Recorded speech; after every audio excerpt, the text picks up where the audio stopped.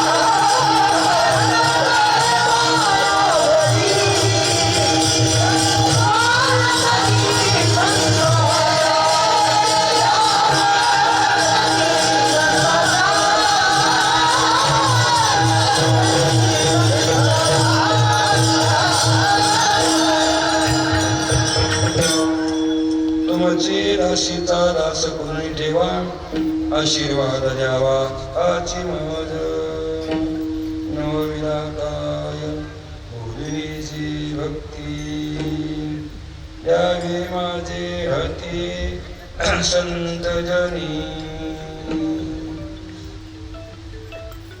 महाराष्ट्र ही hello संतांची आणि या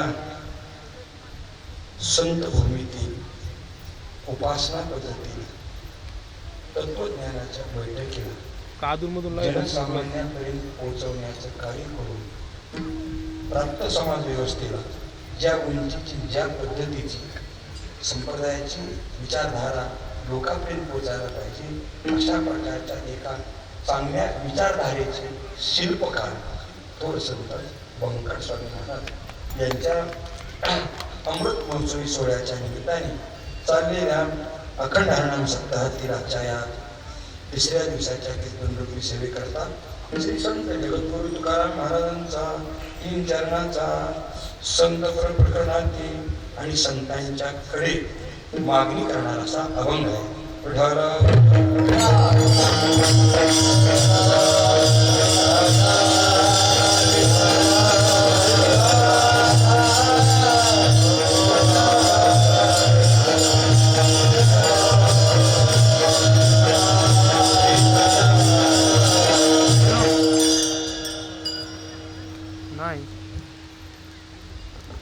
या अभंगाचा गुरुमाऊली संत सज्जनाच्या कृपेने आपल्याला चिंतन करायचं आहे.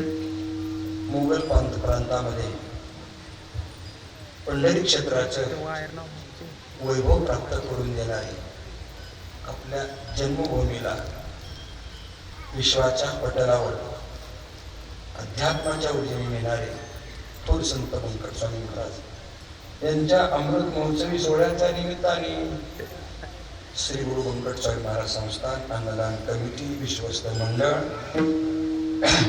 आणि या संस्थांचे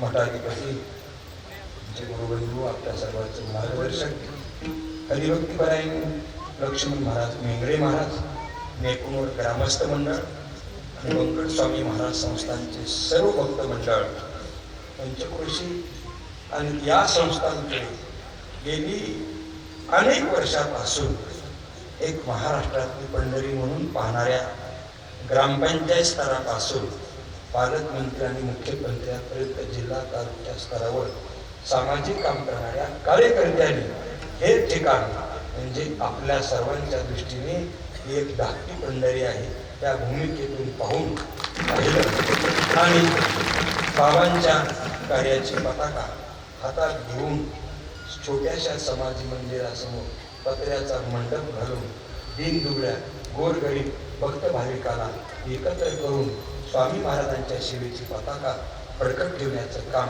वैकुंठवासी पूज्य थोर संत सुदाम बाबा यांनी केलेलं आहे. आणि त्या थोर सुदाम बाबांच्या सेवेमध्ये वैकुंठवासी पूज्य वंदनीय रामारी बाबा असतील, आणि त्यांच्यानंतर बाबांनी ज्यांच्याकडे अधिकार दिले असे गुरुबंधू लक्ष्मण महाराज मेंगडे महाराज आणि त्यांच्या खांद्याला खांदा लावून काम करणारे सर्व संप्रदायातली कीर्तनकार मंडळी, प्रवचनकार मंडळी, मुनिजन मंडळी, ग्रामस्थ मंडळी या सर्वांच्या चरणावर पहिल्यांदा नतमस्तक होतो. सर्वांना कोटी कोटी अशा प्रकारचा धन्यवाद देतो. थोर संत स्वामी महाराजांचे भजनरूप जीवन असणारे वैकुंठवासी एकनाथ महाराज पालसिंगणकर महाराज आणि स्वामी महाराजांच्या पडतील तयार झालेल्या अनेक सगळ्या वैष्णव संत सज्जनांनी स्वामी महाराजांचं कार्य महाराष्ट्राच्या सीमा ओलांडून आसमंतात नेण्याचं काम केलेलं आहे. त्या सर्व पवित्र विभूतींना पुन्हा एकदा आदर करू, वंदन करू आणि आपल्या चिंतन सेवेकडे वळत असताना एका गोष्टीकडं नक्कीच आपलं लक्ष वेधलं गेलं पाहिजे. राहू द्या का मला थोडं शुगरचं असतं ना, गुळाची काही गरज नाही, पडलंय विचारात त्याला सुखरूप पडू द्या तिथं.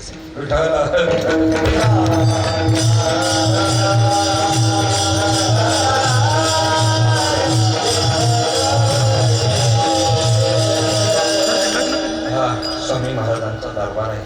लग्न कधी आदरणीय भागवत महाराज असतील, नाना महाराज काहीतरी चेंज करायचं म्हणले तुम्ही. सर्व महाराज मंडळी, गुरुजन मंडळी, वाजविणारे उद्या येईल मी, उद्या पाठी तुम्हाला 12 वाजे. खरंच स्वामीचं वैभव कोणचं कट करत ना वारकरी संप्रदायाला खऱ्या अर्थानं कलेची आणि तत्वज्ञानाची बैठक जे मेन आहे ते ठेवायचं ना. हे जर वारकरी संप्रदायाला कोणी जाणून दिलं असेल, कोणी हे रूप तयार केलं असेल, त्यांचं नाव आहे वैकुंठवासी पूज्य थोर संत बंकट स्वामी. बंकट स्वामी छत्रपती शिवाजी महाराज जर अवताराला आले नसते तर असं म्हटलं जातं. मी थोडं नेहमी जपून बोलण्याचा प्रयत्न करत असतो. माणसानं ऑपरेशन करावं, पण बिल टाकायचं करावं, रोग झाल्याला महत्व आहे. उगाच खूप चिरफाड करण्यात काय अर्थ आहे असं म्हटलं जातं. फार कोणाचं मन न दुखावता आपलं काम झालं पाहिजे. सांडस त्याच्यासाठीच असते, चुलीवरचं पातेलं उतरता यावं, पण स्वतःलाही पोळू नये आणि पातेलही निष्ठ नाही, याच्यासाठी सांडच घ्यावी लागते. तशा पद्धतीने आपण छोटासा या ठिकाणी विचार मांडत आहोत. जर छत्रपती शिवाजी महाराजांसारख्यांचा अवतार झाला नसता तर हिंदुत्वाचं हे वैभव आज महाराष्ट्राला आणि हिंदुस्थानला दिसलं नसतं. तसं वैकुंठवासी थोर संत बंकट स्वामी महाराजाचा अवतार झाला नसता तर हे कलावंताचं वैभव तुम्हाला महाराष्ट्रात आणि संप्रदायामध्ये पाहायला मिळालं नसतं. काय मोठी माणसं असतात महाराज, हे माणसं मोठी नसतात आणि माणसं नसतात महाराज, हे अवतारी पुरुष असतात. आपल्या कल्पनेला आपण बोलत असतो, हे अवतारी पुरुष असतात. तेवढं मोठं स्वामी महाराजांचं कार्य आहे. आणि आज हरिभक्तीपर्यंत गुरुबंधू लक्ष्मण महाराज मेंगडे महाराजांच्याकडे पाहिलं की समन्वयाची मूर्ती लक्षात ठेवा, समन्वय साधला. आज गुरुनाम गुरु जोग महाराजाच्या जन्मशताब्दीचं वर्ष आहे. एक वैकुंठवासी पूज्य स्वामी महाराजांच्या पुण्यतिथीचा अमृत महोत्सव आहे आणि हे सगळे 25-25 वर्षाचे टप्पे आहे. बघा, जोग महाराजांनी संस्थेचं कार्य केलं, त्याच्यानंतर 25 वर्ष स्वामी महाराज, जवळजवळ 25 वर्ष संस्थान वारकरी संस्थेचे अध्यक्ष होते. मामासाहेबांवर ही धरा आली, असा 25-25 वर्षाचा हा टप्पा आहे. आजपर्यंत ते कार्य आपले गुरुबंधू आणि मराठवाड्याचे भूमिपुत्र आदरणीय ज्ञानसिंधू संदीपान महाराज हासेगावकर महाराज यांच्याकडे ही पताका आली. वारकरी शिक्षण संस्थेचं अध्यक्षपद हे खरं म्हणजे तुमच्या आमच्या मराठवाड्यातील माणसाचं एक भूषण आहे. त्यांनाही शतशः वंदन करू. आणि आजच्या या प्राप्त प्रसंगाकडे येत असताना आपल्याला स्वामी महाराजांच्या अमृत महोत्सव सोहळ्याच्या निमित्ताने चाललेल्या सेवेमध्ये जगद्गुरु तुकाराम महाराजांचा जो सेवेकर्ता म्हणून निवडलेला आहे, या अभंगाच्या द्वारा जगद्गुरु तुकाराम महाराज हे मागणी करतात. काय करतात? मागणी करतात. आम्हाला जवळजवळ महाराज 41 वर्ष झालेत कीर्तन, पण मागणी पर अभंग आला ठरलेला कार्यक्रम असतो. काही मागणी आमची वडिलाची रीत झाली म्हणसी काही मागा हेच देगा पाठवून. आता आम्ही ते 41 वर्ष ऐकतो. लक्षात आज थोडं बदला, थोडं बदला. लक्षात सांगायचं कारण असं आहे, थोडासा विचार केला गेला पाहिजे. आपण असं पटवत असतो की मागणं चुकीचं आहे, मागणं चुकीचं आहे. खूप पांडुरंगानं आग्रह केला म्हणून तुकाराम महाराजांनी मागितलं. मागणं चुकीचं आहे. पण एक वाक्य बोलू का महाराज, आजपर्यंत बिगर मागणारा माणूस या मातीत जन्माला आला नाही. आजही बिगर मागणारा माणूस या मातीत जिवंत नाही आणि भविष्य काळात सुद्धा न मागणारा माणूस या मातीत जन्माला येणार नाही. विठ्ठला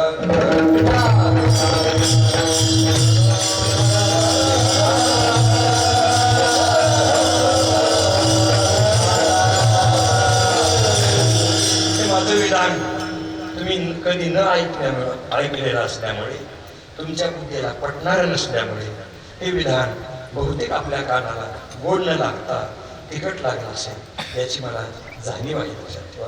परंतु या मुद्द्याचं आपण चिंतन केल्यानंतर या वाक्याची सत्यता आपल्याला पटल्याशिवाय राहणार नाही याचा मला आत्मविश्वास आहे.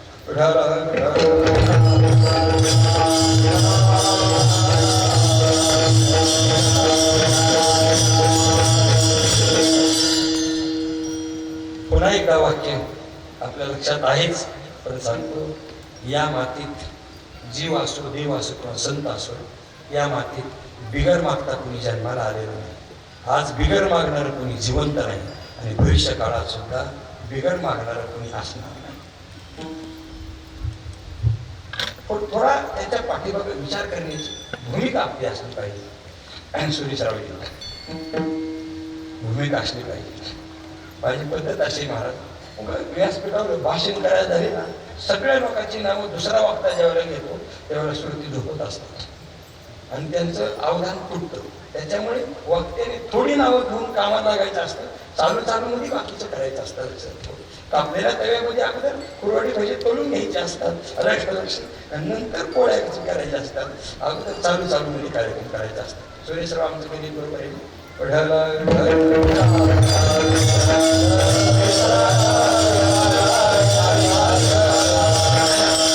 थोडासा विचार आपण केला पाहिजे. काही मागणी आम्हाला अनुचित असं नाही महाराज. अलग लक्षात. हे बघा, या जगामध्ये 3 लोक असतात. एक जीव असतो, दुसरे संत असतात आणि तिसरे कोण असतात? देव असतात. मग भौतिक दृष्टीने किती काम केलेली मोठी माणसं असू द्या, पण त्यांची वर्गवारी ही जीवातच मोडते. बस आता इथं आपल्या मुद्दा लक्षात आला असेल. अंतरात्मक दृष्टीने आणि खऱ्या अर्थानं परमार्थिक दृष्टीने दोन, संत आणि देव, आणि व्यवहारिक दृष्टीने कोण आहे? जीव. 3 जण आहे. प्रत्येक जण मागतच असतो. ज्या वेळेला जुन्या काळात अशी पद्धत असायची, लग्न झाल्यानंतर सासरवाडीला माणसं कधी जायची सांगू का? लगेच जात नव्हती. आताच्या पोराचे वेगळे, घरी लोटांगण वंदनी चरण. एखाद्याला म्हणलं इतक्या लवकर का चालला? ज्ञानोबारांनी सांगितले, जडजोडून महिलांनी हे सासरवाडीची वाटेला, अशा प्रश्नाचा उपदेश आहे. पण जुन्या काळात असं नव्हतं महाराज. जुन्या काळामध्ये काय होतं, 2-2, 3-3 लेकरं होईपर्यंत सासरवाडीचा शब्दच जावायच्या डोळ्यासमोर असायचा. नाही ना. मग सासूबाईने सांगायचं, मला असं वाटतं जावायला आणावं, एकदा तरी आणावं. आता माझं मी थकलेली आहे, सासऱ्याला वाटतं मला जरा कमी दिसायला लागले, जावायला आणावं. सासूबाईंनी म्हणावं, माझा दामाद 3ऱ्या स्टेपला गेलाय, कधी उबाळीने निघून जाईल सांगता येत नाही, जावायला आणावं. मग मेहुणी खूप आग्रह करायचा आणि मग जावाई कुठे यायचे? सासरवाडीला यायचे, दिवाळ सणाला यायचे. मग 3-4 दिवस त्यांचा चालत राहते. त्यांच्याकडे नाश्ता, त्यांच्याकडे पोहे, त्यांच्याकडे अनारसे, त्यांच्याकडे करंजी, त्यांच्याकडे शंकरपाळी. आता ह्याची आपल्याला आठवण कीर्तनात द्यावी लागणार आहे. आता हे जुने पदार्थ नव्या पिढीला खायला मिळतील असं नाही. त्या टीव्हीत नाही वेड्या बाया इकडं जशा उलता पालता करतात, आपल्या घरच्या बाया त्या तशा उलता पालता करायला लागल्या. त्याच्यामुळे बिरडे गेलं, धपाटे गेले, मुडके गेले, आपल्या लक्षात हे सगळं खायचं जुनं जात गेलं बघा. आता उतापा आणि उलता पालता, वडापाव, बिनागुळीचा खायचा वडापाव, कार्यक्रमच संपला. अलग लक्षात. असं सांगायचं कारण असं आहे, मग त्याला भरपूर खायला जावायला घालायचं. पण जावायनी म्हणायचं, मला गावाकडे जायचंय, काही हरकत नाही. मग जावायला कपडे त्याला बोलवण करून वाट लावायचं बरं का. हे बोलवण आता शब्द गेले. आता मोडवण राहिले नाही ना, बोलवण राहिले नाही, नदीत मोडवण राहिले नाही आणि घरात बोलवण राहिलं नाही. आलं का लक्षात? अशा प्रथा जुन्या होत्या. मग तिला साडी नेसवायची मुलीला. आलं का? आमची दिदी म्हणत असते की बोलते महाराज मला इतकं संसारात कसं माहिती. मला एकदा संदीपान महाराज म्हणजे एवढं संसारात बारीक कसं काय तुम्ही सांगता. त्याचं कारण आहे म्हणलं, विहिरीत पावणाऱ्या माणसाला पोटाखाली पाणी घ्यायचा नाद असतो आणि ती त्याच्यातच गुंतलेला असतो. पाय आपटायचं आणि पाणी घ्यायचं. वर काठावर बसलेल्या लोकांना धंदाच नसतो, त्याच्यामुळे ती वरून बोलत असतं. हे कसं पोहतंय तसं. पण संसार करणाऱ्या माणसाला हे संसारातच गुंतलेलं असते. आम्हाला काहीच कामं नाही काठावरच्या माणसाला, पण तुमच्या संसारातला सगळा तपास घ्यायचं काम आमच्याकडे असतं आणि म्हणून आम्हाला माहिती असतं. आम्ही बी तुमच्यासारखे गुंत असतो तर आम्हाला नसतं हे कळालं.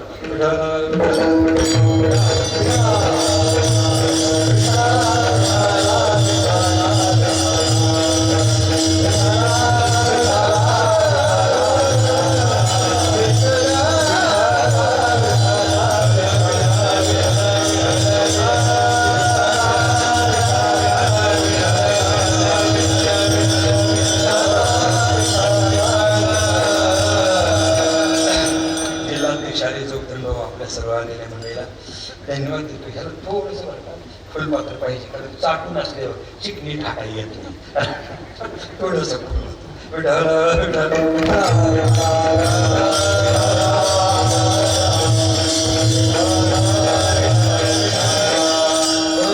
कपडे केले जातात, सगळे केले जातात आणि मग जावई निघायच्या वेळेला त्यांना असा कुंकुम तिलक लावला जातो आणि टोपी हातात दिली जाते. त्यावेळेला जावई बोट पुढं करतात.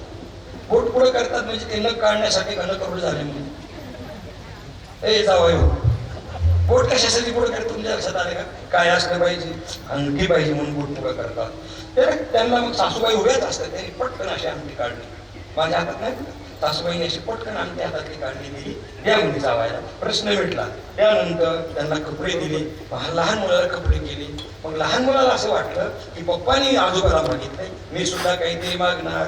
आजोबा मी तुम्हाला मागणार आहे, काय पाहिजे? त्याने सांगितलं मला चिंगम द्या, मला चॉकलेट द्या, मला बिस्किटचा पुडा द्या. दोघेही मागतात. त्याचं कारण आहे मुलाची बुद्धी लहान असल्यामुळे त्याने चॉकलेट आणि चिंगम मागितलं. जावई हा बुद्धिवान असल्यामुळे डबल एम झाल्यामुळे त्याने विचारलं चिंगम आणि चॉकलेट मागणं आपल्याला शोभणार नाही. त्याने सोन्याची अंगठी मागली. तसं जीव हा देवाकडे संसारातलं मागत असतो आणि संत हे जगाकडे लोक कल्याणाचं मागत असतात. पण मागितल्याशिवाय राहत नसतं. ही गोष्ट लक्षात असू द्या. जीव जर असेल तो देवाकडे गेला की काय मागितलं बघा, दृष्टिकोन असतो. एखाद्या मठामध्ये मोठं एका सभामंडप झाला. सभामंडप झाल्याबरोबर संसारी माणूस काय म्हणतो, किती छान झाला महाराज सभामंडप, लग्न करा काही करा. म्हणजे त्याचा दृष्टिकोन कसा असतो, व्यावहारिकच असतो. आणि एखादी पत्ती खेळणारी माणसं असली आणि रोडच्या करीला एखादं छोटं मंदिर झालं, किती छान झालं, गाव खेळानंतर गाळच्या वाडा सोबत झालं. म्हणजे त्याचा दृष्टिकोन तसा असतो. पण त्याच्याबद्दल ते तसा विचार म्हणतात. संसारी माणसाचा दृष्टिकोन असा असतो, असा म्हणतो. पण वारकरी एखाद्या महाराज लोकांनी म्हणते, महाराज काय मंडप छान झालाय, 12 पकवास लावले तरी आणि 500 टाळते उभा राहिले तरी म्हणजे खंबत आडवा नाही, किती चांगलं झालं. म्हणजे दृष्टिकोनावर आपल्या पाहण्यावर आहे. त्या पद्धतीने संसारातला जीव असेल तो देवाकडे जाऊ द्या, तर साधूकडे जाऊ द्या. कशातला मागे, संसारातच मागे. वाढावे संता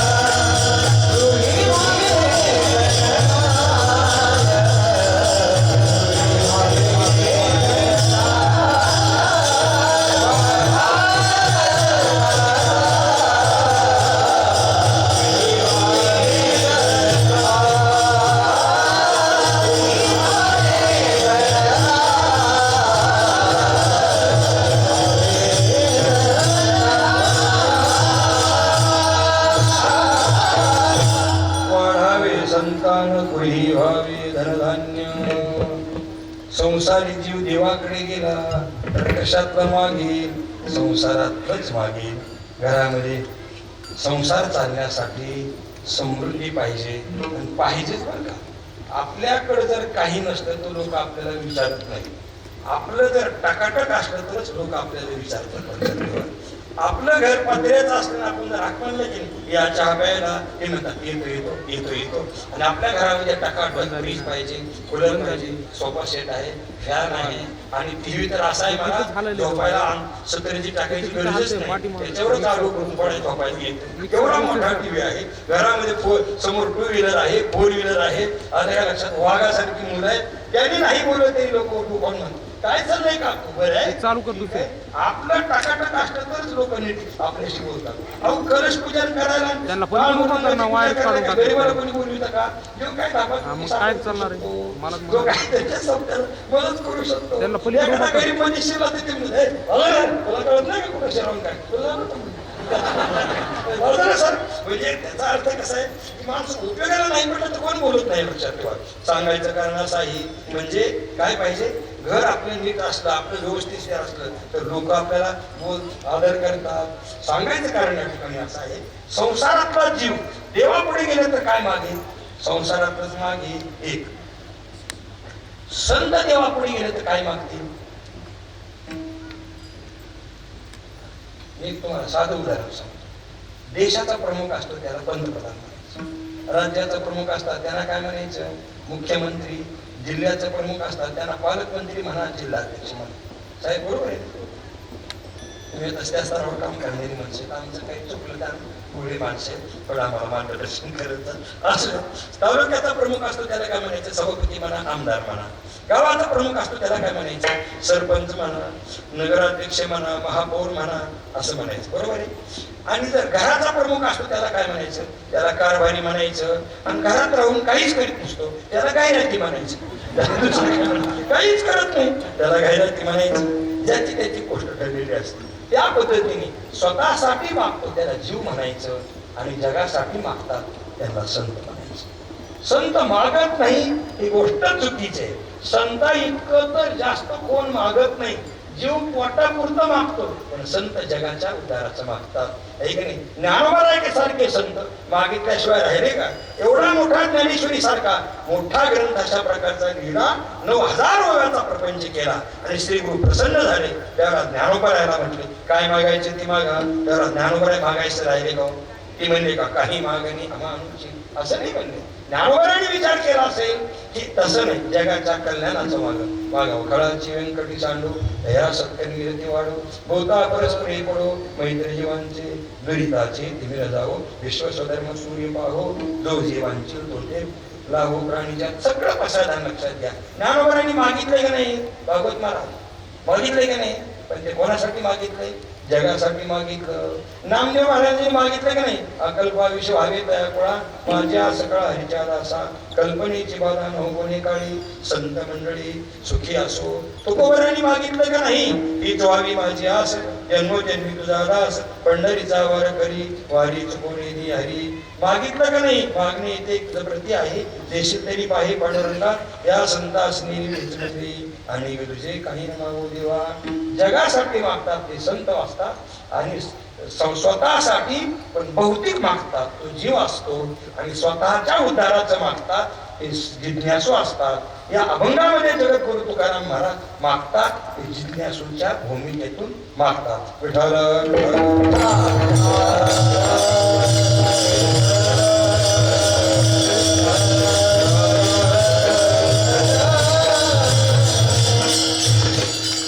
शब्द असे महाराज बरं, त्याचा अर्थ कितपत लोकांपर्यंत जातो कोणाला माहिती. आपल्याकडे वैराग्य शब्दाचा अर्थ असा लावला जातो, हे सोडलंय, हे सोडलंय, हे घेत नाही, ते घेत नाही. अशा शब्दाला आपण काय समजतो? काय म्हणतो आपण? काय म्हणतो? हे कसे येतात? वैराग्यवान आहे, बरं आहे, त्यांची जाहीर होती, ह्यांना मी बरं वाटतंय. पण वैराग्य शब्दाच्या मूळ अर्थाकडे आपण चलो म्हणजे आपल्या लक्षात येईल. संस्कृतमध्ये राग शब्दाचा अर्थ आहे प्रीती. राग शब्दाचा अर्थ काय आहे? प्रीती, प्रेम असा शब्दाचा अर्थ आहे. आणि त्याला मी उपसर्ग लागला प्रति आधी निविशी ही 22 उपसर्ग आहे. अलग लक्षात. आता त्या प्रश्नाकडे जास्त जात नाही, पण वी आणि राग ज्याच्या ठिकाणी विशेष प्रीती त्याचं नाव वैराग्य. वैराग्य म्हणजे संसारातल्या 10-5 गोष्टी सोडणं, याला वैराग्य म्हणत नाही. पांडुरंगा परमेश्वराच्या ठिकाणी नितांत प्रेम, याचं नाव काय आहे? वैराग्य. जो मुलगा 18 तास अभ्यास करतो महाराज, अभ्यासावर ज्याचं प्रेम आहे, त्याला सिनेमाला जाऊ नको, टपरीवर उभा राहू नको, सांगायची गरज काय? अभ्यासामध्ये 18 तास तो जर अभ्यास करायला लागला तर त्याला गैरातपणा करू नको म्हणायची गरज नाही, आणि त्याने चुकीच्या गोष्टी सोडल्यात असं म्हणायची गरज नाही. परमेश्वरावर नितांत प्रेम आहे की नाही? परमप्रेम स्वरूपा भक्तीचं लक्षण नारद सूत्रामध्ये सांगितलेलं आहे. अमुक टाकलं असं नाही, त्याची परमेश्वरावर नितांत प्रेम, त्याचंच नाव काय आहे? त्याला काय म्हणायचं? वैराग्य. जी 8 दिवसाला बाजारातून माहेराला पळून जाते तिला बाबीसाब म्हणून तिला नसतो मान मिळत. अलग लक्षात. 8 दिवसाला बाजारातून पळून जाते. अरे जितकी पतीच्या संसारामध्ये ती एकरूप होते, तितका प्रपंच तिच्या हातात येत असतो. कोणाच्या हातात येतो? जी 8 दिवसाला बाजारातून पळून जाते, कोणता शहाणा सगळी पगार तिच्या हातात देतो? कोणता देतो का? तिच्या हातात पगार जायला कधी सुरुवात होते? वडील आजारी पडले तरी ती सांगते मी यायला पाहिजे, गोष्ट खरी आहे पप्पा, पण परंतु त्यांचा डबा दिला पाहिजे, वरांना वेळेवर शाळेत जायचे, आमचे बरेच बिझनेस असल्यामुळे मी येऊ शकत नाही, त्याबद्दल मी दिलगी व्यक्त करते. तुम्हाला बरं वाटल्यानंतर तुम्ही जावायला मला भेटायला या, धन्यवाद. आता ती कुठं रमली? पतीच्या संसारात रममान झाली की तिला माहेर सोड म्हणण्याची आवश्यकता नाही. प्रभू परमात्म्याच्या ठिकाणी नितांत प्रेम जर द्यायचं असेल, कायेनं वाचेनं मनानं, पतिव्रते जैसा व्रतार प्रमाण सर्व वेलुभ्या आवडी धन आम्हा नारायण देशापुरी, इतकी नितांत प्रीती, त्याचं नाव खरं आहे काय? वैराग्य. म्हणून आपण या शब्दाच्या अर्थाकडे थोडस लक्षात घेतलं पाहिजे. आणि म्हणून काही मागणी नाही असं नाही, मागल्याशिवाय माणूस राहिला नाही, आजही नाही आणि भविष्यात असणार सुद्धा नाही. अहो देव सुद्धा मागितल्याशिवाय राहत नाही, देव सुद्धा राहत नाही, मागल्याशिवाय राहत नाही. आणि तसा फुकट कोणाच्या घरी तो येत नाही. द्रौपदीनं धावा केला आणि गुरु ऋषी मुनी जेवायला आले, देवा आता मला मदत करायला पाहिजे. देवानं सांगितले ठीक आहे, परंतु काय झालं, माझं लक्ष्मीचं थोडं भांडण झाल्यामुळे मदत कोणाची? मी त्यांचं लक्ष्मीचं भांडण होतं असं नाही. बऱ्याच लक्ष्मी आपल्या लक्ष्मणाला भांडीत असतात. लक्ष्मण महाराज त्या लक्ष्मीतून चुकले हे तुमचं नशीब आहे मला लक्षात नाही. तर बऱ्याच लक्ष्मणाचं लक्ष्मी त्यांची त्यांना भांडत असतात, थोडं बहुत होत असतं. त्याच्याशिवाय मी प्रपंचाला रंग नसतो बघा. त्यांना मागे पुढे बोलत जावं, आपण हातपाय आपटीत जावं, संसारात असल्यासारखं वाटतं. एकाची बायको खूपच भांडत होती आणि ती मेल्यानंतर आम्ही भेटायला गेलो, ती आमच्या गाड्या पडून रडायला लागली. मी म्हणलं असू द्या. तसं नाही महाराज म्हणले, मला दुःख असं वाटतंय आता कोण भांडत. हा रोजचा रतीब असतो ना, रतीब तुकडीवर थोडंसं असतं, त्याच्यात मी टेस्ट मौज माझा असतो. धन्यवाद. सांगायचं कारण या ठिकाणी असं आहे, आपल्या लक्षात आलं ना आपल्या? बस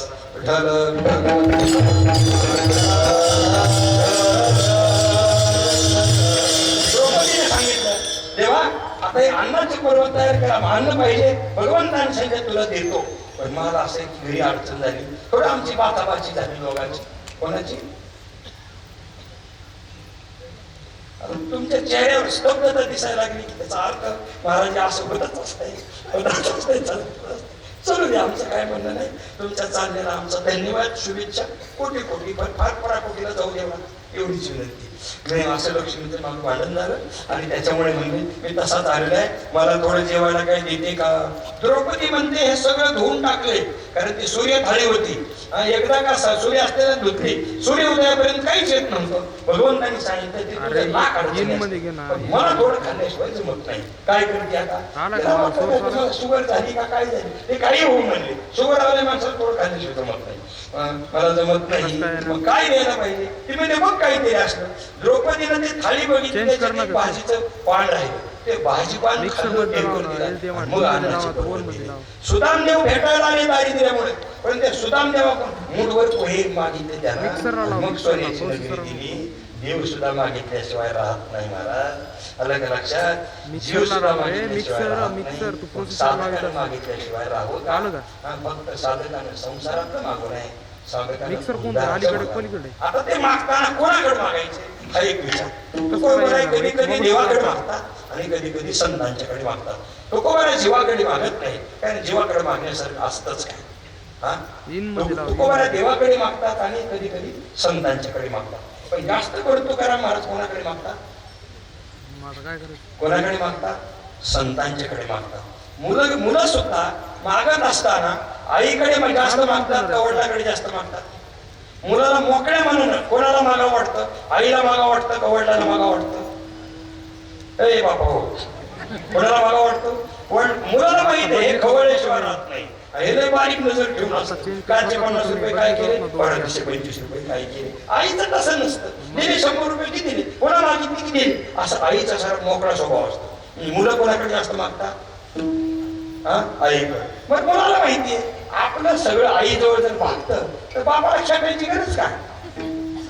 म्हणजे जेवायला कोण देतं? त्याला जर श्रीखंड खाऊ लागा खायचं असलं तर कोण देतं?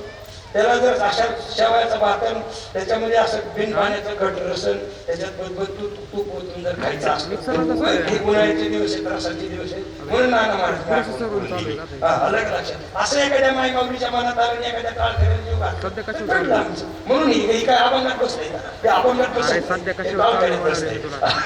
म्हणून विषय काढून असं काय केलं जातं. कोण देते? वडील देतात, काय देतात? आई. पण पैशाचा विचार केला तर लहान लेकराला जेवढे पैसे पाहिजे असते तेवढे तर आईच्या जवळ असतेच का नसते? तेवढे पैसे कोणाकडे असते? कोणाकडे असते? आईकडे. हे तुम्हाला कधी कळालं? तुम्हाला कधी कळालं? नोटाबंदीच्या काळात कळालं पैसे कोणाकडे असते. किती पैसे असते तुम्हाला पत्ता लागत नाही. मला तुमच्या खिशातले पैसे कधी गेले, काही गेले, त्यांची त्यांना ती संजीवनी विद्या प्राप्त असल्यामुळे तुम्हाला काहीही न कळू देता, ठाम पत्ता न लागू देता, अगदी तळातला तळ आणण्याची ताकद त्यांच्यात असते. तुम्हाला काही सुद्धा कळत नाही त्याच्यातलं. अलग लक्षात. अशा पद्धतीचं असतं ते प्रॉपर असतं. एक ड्रायव्हर होता आमच्याकडे, त्यांची बायको म्हणायची 1000 रुपयाच्या नोटा बंद होणार, 1000 रुपयाच्या नोटा बंद होणार. ती म्हणला तुम्ही रोजच विचारते कस काय? म्हणलं हे बघ, म्हणला 1000 रुपयाच्या नोटा बंद होणार आहेत आणि 3 दिवसातच बदललं तर ठीक, नाही तर बंद होणार आहे. ती म्हणते 1000 रुपयाच्या नोटा बंद होणार आहे. इतकं उलट्या करून काय म्हणते हे मी कशामुळे म्हणते बंद होणार? पक्क आहे का? म्हणलं पक्क बंद आहे. मग माझ्याकडे 37,000 रुपये एवढे दिस. हे म्हणला मला टायरला पैसे नाही, तरी पैसे कोणाकडे?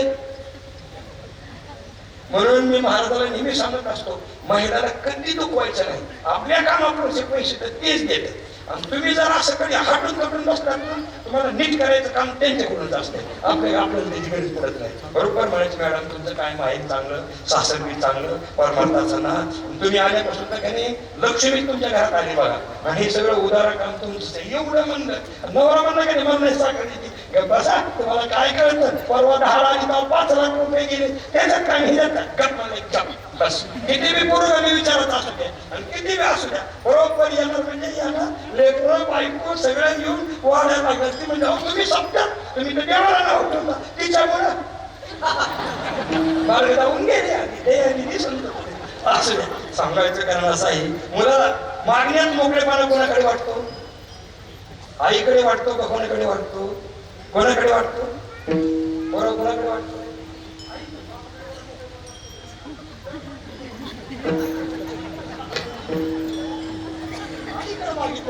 तुकाराम महाराजांच्या लक्षात आलं, देव हा बाप आहे म्हणे. तो काय करतो? पात्रता असली तर देतो. ज्याचे जैसे ज्याने काय जैसे जैसे कर्म तैसे फळ देतो ईश्वर. भगवंताने किती सांगितलंय, कोणाचा आगावपणा मला चालणार नाही. हे तमाम प्रपद्यन्ते मम वर्तमान वर्तन्ते मनुष्य तुझ्या जवळचा कॅमेरा किती नंबर राहिला मिक्सरमध्ये? वेगळे महाराजांनी बरोबरच शिकत होतो. आपल्याला आठवलं ना पहिल्या वर्षीचं संत आपण कसं बोललो. अरे हे कॅमेरा रे तुझ्या जवळचा किती नंबर राहिला ते कॅमेरा? माझं मिक्सर मध्ये टाक ना HDMI. जगद्गुरु तुकाराम महाराजांनी देवाचा तो स्वभाव सांगितला, ज्याने ज्याने जैसे घ्यावे तैसे व्हावे कृपाळी. तुकाराम महाराजांना तर आणखी ज्या त्या पोराला आपल्या बापाची गोड माहिती असते, बाप किती कंजूस आहे आणि कुठं तुकाराम महाराजांना देवाची खोड माहिती आहे. म्हणून तुकाराम महाराज देवाची खोड माहिती का तुम्हाला? तुकाराम महाराज म्हणतात, जाणूनी अंतर टाळशील करकर तुझं लागली हे खोडी पांडुरंगा भाऊकुडी. भक्ताचं अंतर जाणून त्याला कर्क टाळतो, म्हणजे त्याला संसारात भौतिक देतो आणि जागेवर बसवतो. देवा ही तुला खोड लागलेली आहे, तुझे लागली हे खोडी. आणि कसली खोड आहे? पांडुरंगा भाऊकुडी. ही वाईट गोष्ट आहे. बिभीषण तुला शरण आला, त्याला लंकेत गुंतवून टाकलं तू, त्याला मोक्षाचा मार्ग नाही दाखवला. हे तुला लागलेली खोड आहे. माणसं बी तशीच करतात. बायकोला म्हणतात, तुला मी गणपतीपुळ्याला घेऊन जाईन, तुला 4 धामाला घेऊन जाईन. एवढं काम करीत बस जवारी उठली आम्हाला वडील मला म्हणले ती गणपतीपुळ्याला लागली, मला म्हणले ती गणपतीपुळ्याला लागली. आणि ही पुन्हा उन्हाळ्यात म्हणतो, कशाला गणपतीपुळे घेऊन बसली, किती उष्णता वाढली, मारायचं काय तिकडं. कसं खेळवायचं काय करायचं? लई माणसं चॅप्टर. महाराज गंडन करतो, पाटल्या करतो, म्हणता म्हणता म्हणता महाराज मांडीवर नातू येतो तरी सुद्धा काही करीत नाही. अलग लक्षात. तुम्हाला माझी विनंती, एखाद्याच्या लेकराला इतकं खेळणं चांगलं नाही, चांगलं नाही इतकं खेळणं. ज्याने मागच्या जन्मात बायकोला काही ना खेळविलंय त्यांची लग्न पुढच्या जन्मात होत नाही. आमच्या जेवण झाले की झालं, तुमचं होत बायका खूप झालं बस. एवढ्या वाक्यातून तुम्ही एक तोळा अर्धा तोळा जरी त्यांच्या इथे घातलं तर ती म्हणतात, लक्ष्मण बाबा बोलते माझा दरवर्षी बोलवीचा बघ. सांगायचं कारण असं आहे, जाणून अंतर काळशील करकर. देवा तू कधी रिद्धी देतो. अजून थोडस खोलात जायचं ठरलं. जगद्गुरु तुकाराम महाराजांना भांडतात महाराज, ठकविला ध्रुव अज्ञानी बाळक. अरे देवा तू किती लोकांना ठकवलंय सांगू. अरे ध्रुव बाळक तुला शरण आला आणि त्याला काय केलं, ध्रुव पदावर आडव्या पदावर बसवून टाकलं, त्याला नाही मोक्षाचा मार्ग दिला. लक्षात ठेवा. ठकविला ध्रुव अज्ञानी बाळक. म्हणून तुकाराम महाराजाला माहित आहे, आपल्याला जर मोकळे मनानं मागायचं असेल तर कोणाकडे गेलं पाहिजे? देवाकडे गेलं पाहिजे का संताकडे गेलं पाहिजे? ज्याच्या खिशात रोख पैसे त्यानं कुठल्याही दुकानदाराला दुकानाकडे जावं. पण ज्याच्या खिशात पैसे नाही आणि मुलीला पाहायला पाहुणे आले, त्याला जर किराणा कपडा उधार पाहिजे असला तर तो रोख दुकानदाराकडे जाईल का उधारवाड्याकडे जाईल? कोणाकडे जाईल? कोणाकडे जाईल? त्याला जर थोडे बहुत दागिने घ्यायचे असते देवा, देवा त्याला जर असं अचानक एखाद्या वेळेस तर अंगठी भिंगती जायला लॉकेट करायचं असेल तर कोणाकडे जाईल? देवा. ती म्हणते उधारीवाल्याकडे, लोक म्हणते द्या. असं तसा अंदाज बघतो. जगद्गुरु तुकाराम महाराज विचार करतात, आपल्याला जर मागायचं असेल तर कोणाकडे मागावं लागेल? संतांच्याकडे मागावं लागेल. म्हणून या अभंगाच्या द्वारा जिज्ञासूच्या भूमिकेतून जगद्गुरु तुकाराम महाराज संतांच्याकडे मागणी करतात. अभंगाच्या पहिल्या चरणात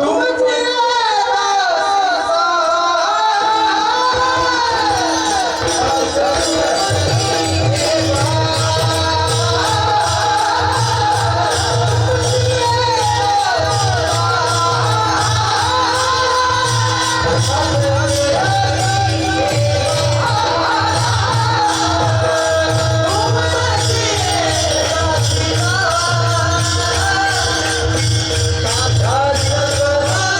you.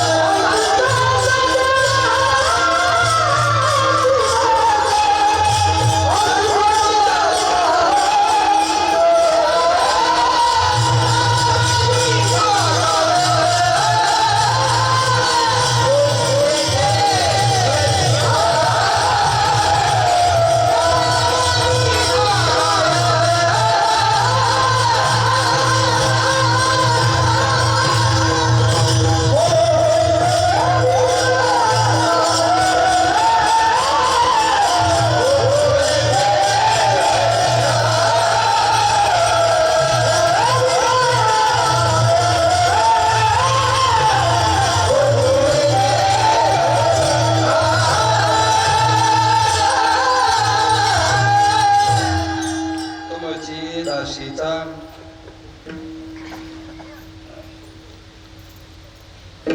दास करुणी ठेवा आशीर्वाद द्यावा चिमद. आम्हाला पेटीची आवश्यकता असते म्हणजे ह्यांच्यासारखं फार गायला येतं म्हणून नाही.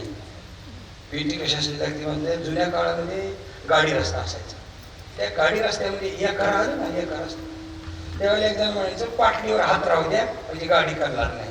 तसं आकदीमध्ये स्वर गेला म्हणजे पाटलीवर हात राहू द्या हात राहू द्या लक्षात त्याच्यामुळे गाडी करणार नाही. स्वर जर गेला तर स्वरावर येण्यासाठी त्याची गरज लागते. गाडी रस्ता हायवे नाही.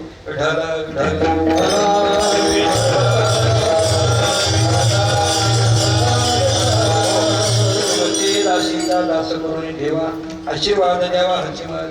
जगद्गुरु तुकोबार आहे. कोणाकडे मागणी मागतात? हा कोणाकडे? देवाकडे मागतात का संताकडे मागतात? जसं एखादा धडा असला ना त्याच्या खाली प्रश्न असतात आणि गुरुजी म्हणतात त्या प्रश्नाची उत्तरं घरी जाऊन लिहून आणा.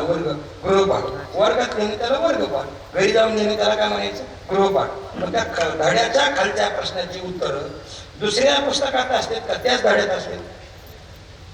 त्याच धड्यात उत्तर असते. मुलांनी बरोबर तो प्रश्न वाचायचा आणि त्याचं उत्तर त्याच धड्याला असं कंस करायचं त्या उत्तराला आणि मग वहीत घेत बसायचं. असा कार्यक्रम असतो. तसं कोणत्याही अभंग जो असतो प्रत्येक अभंग हा साधन चतुर्थ संपन्न असतो.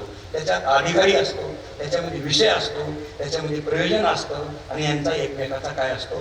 संबंध असतो. कधी कधी काही गोष्टी त्याच्यात अद्यावृत घ्याव्या लागतात. अशा पद्धतीचा प्रश्न आहे. तसं जगद्गुरु तुकाराम महाराज कोणाला मागतात? देवाला मागतात का संताला मागतात? याचं उत्तर इथेच आहे. द्यावी माझी हाती संतजनी. म्हणजे कोणाला मागतात? संताला मागतात. आता थोडासा विचार करा. जगद्गुरु तुकोबारे कोणाला मागतात? संताला. काय मागतात? तुमचे दासीचा दास करून ठेवा, तुमच्या दासीचं मला दास करून ठेवा असं जगद्गुरु तुकाराम महाराज म्हणतात. आता दास शब्द एक तर तुमचं दास करा असं म्हणायला पाहिजे एक, किंवा तुमच्या दासाचं दास करा म्हणायला पाहिजे. तुकाराम महाराज सांगतात तुमच्या दासीचं दास मला करून ठेवा. दासीचा शब्द का वापरतात? ही खरी पुरोगामी विचाराची वाटचाल लक्षात ठेवा. पुरुषा इतकी स्त्रियाची सुद्धा क्षमता असते म्हणून दासाची सेवा केली काय आणि दासीची सेवा केली काय पात्रतेत कुठलाच फरक नाही. ही महिलाला प्राधान्य देणारी आणि महिलाची ऊर्जा सांगणारी जगद्गुरु तुकाराम महाराजांची ही भूमिका आहे. आम्ही आपलं एकच पॅन्ट आणि एकच शर्ट इनशर्ट करतो. ते बी इनशर्ट पक्का असतो का नाही कोणाला माहिती. मी एका खेड्यामध्ये गेलो, एक जण इनशर्ट करून असं बसलो होतो कुठं मारुतीच्या पारावर. मी गेल्याबरोबर त्यानं मी म्हणलं कुणाच्या गोरा काढाच करतो? ते म्हणला बोलते महाराज मोठ्यानं बोलू नका म्हणला. का तर म्हणला मी खरंच गोराकडं आहे परंतु मी ह्या गावचा जावा आहे आणि मी सगळ्याला सांगतोय मी कंपनीत मॅनेजर आहे, कंपनीत मॅनेजर आहे सांगतोय. पण तुम्ही कसं काय ओळखलं म्हणले? मी गुराकडे कसं काय ओळखलं? ओळखायची काय होतं? त्यांनी इन्शर्ट केला होता, बेल्ट काही नव्हता, करदोडा वाटून त्याला तुरटीच्या काळीनं पण ती मॅनेजर कसा असू शकेल? गुराकडे असू शकणार. त्याच्या लक्षात गोष्ट लक्षात येत असते. सांगायचं कारण असं आहे आपण एटीकेटी मध्ये निघत असतो. आपण सांगत असतो संत हे अत्यंत प्रतिगामी विचाराची मंडळी आहे. या लोकांनी देशाचा वाटोळा गेलेला आहे. मित्र हो, जोपर्यंत ही धर्माची कीड संपत नाही तोपर्यंत जगाच्या स्पर्धेत आपल्याला जाता येत नाही. मित्र हो, काय मित्र हो? आणि श्रद्धा असावी पण अंधश्रद्धा नसावी. त्याला वाटतं एवढं मी बोललो म्हणजे सरस्वतीच्या बोटीतच गेलो. एवढ्या तुले लहान आहे बाळा, तू लय लहान आहेस बाळा. विज्ञानाची भाषा वारकऱ्याला सांगू नका महाराज. विज्ञानाची भाषा भारतीय संस्कृतीच्या पायीकाला सांगू नका. मी एक वाक्य बोलू का आपल्याकडे? भारतीय संस्कृती हे जगाच्या पाठीवरचं प्रगत विज्ञान आहे. लक्षात ठेवा, जगाच्या पाठीवरचं प्रगत विज्ञान. आळंदीला मोठा कार्यक्रम झाला त्यावेळेस मुलाखत घेतली. विजय भटकर अनेक मंडळी होते. त्यावर विजय भटकरांना पत्रकारांनी विचारलं की तुम्ही एवढे विज्ञानाचे उपासक असताना तुम्ही एवढं भजन कीर्तन वगैरे ह्याच्यात कशात येतात? त्याला विजय भटकर संगणकाचे जनक त्यांनी दिलेलं उत्तर थोडं ऐकण्यासारखे. त्यांनी सांगितलं विज्ञानाची व्याख्या ज्ञानोबायांनी जेवढी तंतोतंत केलेली आहे तेवढी व्याख्या जगातल्या कोणत्याही वैज्ञानिकाला करता आली नाही. आणि म्हणून हे असं बोलण्याचं कारण तुमचा दृष्टिकोन बदला. मी ते नेहमी सांगत असतो, कथा कीर्तन आणि धर्मग्रंथाचा अभ्यास करत असताना केवळ धार्मिक भूमिकेतून पाहू नका, वैज्ञानिक भूमिकेतून पहा, तुम्हाला विज्ञान दिसेल. साहित्याच्या भूमिकेतून पहा, तुम्हाला साहित्याची प्रकरण दिसेल. तुम्ही सामाजिक भूमिकेतून पाहाल तर या समाजाच्या जडणघडणीसाठी आणि राष्ट्राच्या वैभवासाठी आणि विश्वाच्या शांतीसाठी संतांच्या प्रत्येक पदापदातून विचाराची धारा आणि विचाराचा स्रोत आपल्याला जगद्गुरु तुकाराम महाराज म्हणतात, स्त्रीला कमी तुम्ही समजू नका. स्त्री किती मोठी सांगू, पुरुषाच्या 16 पट ताकद स्त्रीच्या मध्ये आहे. 16 पट ताकद. म्हणून ज्याची गाडी जास्त पिकअप घेते त्याला पॉवर स्टीरिंग पॉवर स्टीरिंग. जुन्या लोकांनी ओळखलं स्त्री म्हणजे खूप मोठी ताकद आहे, म्हणून तिला अगोदर तिथंच गाव ठेवून टाकलं. अलग लक्षात, तिथंच थांबवून दिलं. जिथे आहे ती पाळण्याची दोरी, ती जगाचा उद्धार करी. पाळण्याची दोरी तिच्या हातात दिली. तिला शिक्षणाची संधी दिली नाही आणि तिला कशाची संधी दिली नाही. लग्न करताना कशी लग्न करतात, मुलीची उंची जास्त असता कामा नये, तिचं शिक्षण ह्याच्यापेक्षा जास्त असतं कामा नये, असे असतं का नाही. तिला स्वप्नात सुद्धा वाटून ती मी नवऱ्यासारखी पक्ष मोठी आहे, इतकी तंतोतंत दक्षता तुम्ही पुरुष प्रधान मंडळीने घेतलेली आहे. साधू संतांनी नाही महाराज, धर्मग्रंथाने नाही, साधू संतांनी स्त्रीची ऊर्जा सांगण्याचं काम केलं. म्हणून तर पांडुरंगाजवळ प्रेमाने बोलणारे नामदेव महाराज पण पेटली तर उभा राहून या अंगणी आणि शिव्या देती दासीदानी. ही स्त्रीची कुमक आहे महाराज. ही स्त्रीची काय आहे, ही शक्ती आहे. लक्षात. आता सुद्धा तुम्ही महाराज तिला जिल्हा परिषदेचा अध्यक्ष करता, पंचायत समितीचा सभापती करता, गावचा सरपंच करता, पण तिला झेंडावंदन करू देत नाही. आणि गावातली लोक वेळी महाराज, गावातली तिच्या नवऱ्याला सरपंच म्हणते, तिच्या नवऱ्यालाच काय म्हणते, सुरेश महाराज हे किती दिवस चालायचे. तिचा नवऱ्याला तुम्ही असं बोलत नाही, महाराज का बसा, तुम्ही मोकळे घेऊन बोलतात. असं बोलून आमच्या डॉक्टर बसतात. तुम्हाला जिथे ठेवायचे ते ठेवा, मला जे सांगायचे तुम्ही सांगून गेलो. असं सांगायचं कारण स्त्रीची ऊर्जा केवढी मोठी आहे. स्त्री देशाची राष्ट्रपती झाली, कमी पडली. स्त्री लोकसभेची सभापती झाल्या, कमी पडल्या. आता त्याच्या पुढे जाऊन सांगू का, भारताच्या संरक्षण मंत्री सुद्धा झाल्या, कमी पडल्या. पंतप्रधान झाल्या, कमी पडल्या. जगद्गुरु तुकोबाराला हे सांगायचंय आणि दासाचं सेवक झालं काय आणि दासीचं सेवक झालं काय याच्यात कुठल्याही प्रकारचा फरक नाही. म्हणून तुमची दासीचा दास करून ठेवा, तुमच्या दासीचं मला काय करा, दास करा. अजून याच्याकडे एक अर्थाभिप्रीत आहे महाराज. संतांची सेवा केली काय आणि दासाची सेवा केली काय याच्यात काहीच फरक नाही. साधूची सेवा करणारा साधूच बनत असतो. एका दिव्याने दुसरा दिवा लावला, दिव्याने दिवे लावले, दीप लावले ते आधील कोण ओळखीचे. दिव्याने दिवा लावला तर पहिला दिवा कोणता ओळखायला येत नाही. तसं साधूची सेवा करणारा साधूच बनत असतो. जो महाराजांचं शिष्यत्व पत्करलेले वैकुंठवासी थोर संत बंकट स्वामी महाराज अरे महाराष्ट्राचं दैवत होऊन बसले, संप्रदायाचं दैवत होऊन बसले. एक वाक्य जरा सांगू, साधूची सेवा करणारे, गुरुची सेवा करणारे किती मोठे असतात.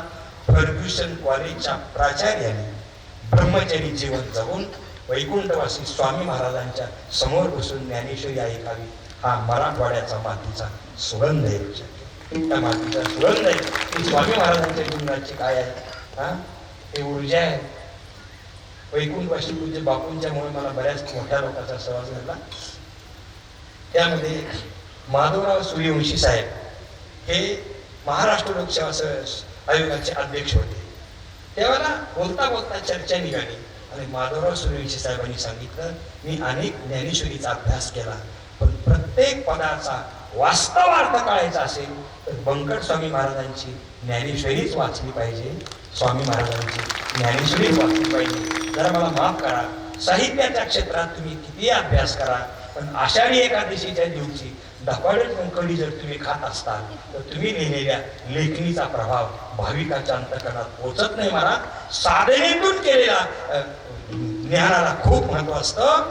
लिंबाचा पाला खाऊन ज्ञानेश्वरीचा अर्थ शोधणाऱ्या स्वामी महाराजांनी लिहिलेली ज्ञानेश्वरी चंद्र सूर्य आहे तोपर्यंत जगातल्या साहित्यिकाला आणि अभ्यासाला मार्गदर्शक ठरले. हे त्यांचं जीवन आहे महाराज. आणि म्हणून दासाची शक्ती आहे ती त्यांच्या संतत्वात अशा प्रकारची शक्ती अशा प्रकारची असते. लोकही फार हुशार असतात महाराज. लई मोठ्या महाराजाची भेट होत नाही ना, चौकदाराला गाठायचं, चौकदाराला चहा पाणी पाच, चौकदाराला जेवायला नाही, चौकदारालाच कपडे कर. त्यांना माहिती आहे रोज महाराजापाशी काय गर्दीत बसायचंय. ज्या वेळेला महाराज पाहिजे त्यावेळेला महाराजाला उभा करायचं काम कोणाचे, चौकदाराचं. पण चौकदार मला आपला खुला लक्ष त्याच्यासाठी त्याच्या नादी लागत नाही. तुकाराम महाराज म्हणते कुठं मोठ्याच्या नादी लागा. संतांच्या दासाची जरी सेवा केली तरी सत्य तो प्राप्त होतं. म्हणून तुमची दासीचा दास करून ठेवा, मला दास करून ठेवा. तुकाराम महाराजांच्या लक्षात आलं अनेक गोष्टी तुम्हाला आयुष्यात मिळवता येईल, पण संतांचं दास्यत्व मिळण्यासाठी कृपाच लागते महाराज, आशीर्वादच लागतो. काही गोष्टी आशीर्वादाशिवाय प्राप्तच होत नाही महाराज. किती लोक बुद्धिवान होऊन गेली, किती मी पाहिलं महाराज. एक तहसीलदार होते, त्यांच्या गाडीच्या ड्रायव्हरचा मुलगा डेप्युटी कलेक्टरच्या परीक्षेत महाराष्ट्रात टॉप 10 मध्ये आला ड्रायव्हरचा, आणि साहेबाचा मुलगा 5 वाजता उचलून आणावा लागत होता. म्हणजे जास्त वजन झाले म्हणून नाही. साहेब म्हणले महाराज काय करावं, नोकरी त्याला नववी पैसे. मग त्यांनी एक दुकान टाकून दिलं, त्या दुकानावर बसविला. दुकानावर बसविल्या तर वर्षातच फळी लागली त्याची. पांड्या लांड्या दुकानाची केली हरपणी, या गोष्टी आशीर्वादाशिवाय आणि कृपेशिवाय महाराज प्राप्त होत नाही. म्हणून किती मोठी लोक व्यासपीठावर बोलत राहते अंक तंक, परंतु टायमाला कुठं जर जायचं असलं, आता सगळा बाजार होऊन गेला. अलग लक्षात पण सांगतो, पहिल्यांदा देवाकडनं आरोप ठेवायचे. त्यांना माहित आहे कोणी कधी काय करीत सांगता येत नाही. आपल्याविषयी लोकांचा पॉझिटिव्ह दृष्टिकोन व्हायचा असला